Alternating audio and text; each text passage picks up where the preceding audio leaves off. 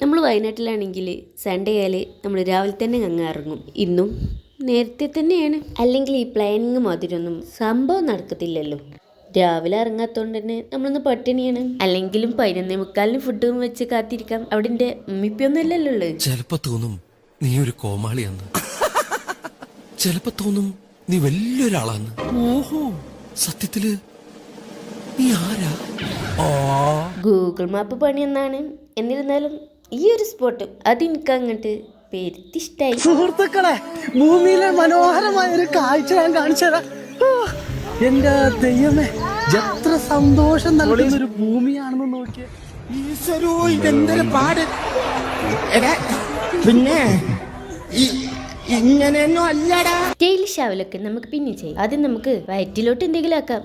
വിശന്നിട്ട് കുടല് കത്തിക്കരിഞ്ഞ സ്മെല്ല് വരെ വരുന്നുണ്ട്.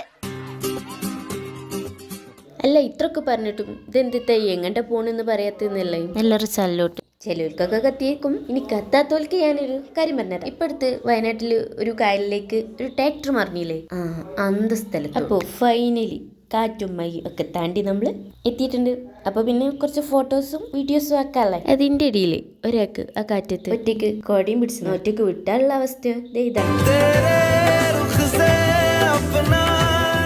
നമ്മളെ ഷാറൂഖ് ഖാനെ കൊണ്ട് നമ്മൾ നേരെ വിട്ടത് നെസ്റ്റോക്കാണ്. വല്ലതും നണ്ണണ്ടേ.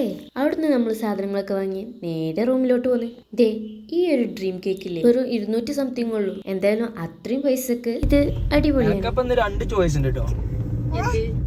പുട്ടും തിന്നുവാണെങ്കിൽ മന്തി. അപ്പോൾ നമ്മൾ ഏതാ ചൂസ് ചെയ്തതെന്ന് ഒന്ന് കമന്റ് ചെയ്യണേ. അപ്പൊ ശരി, ബൈ.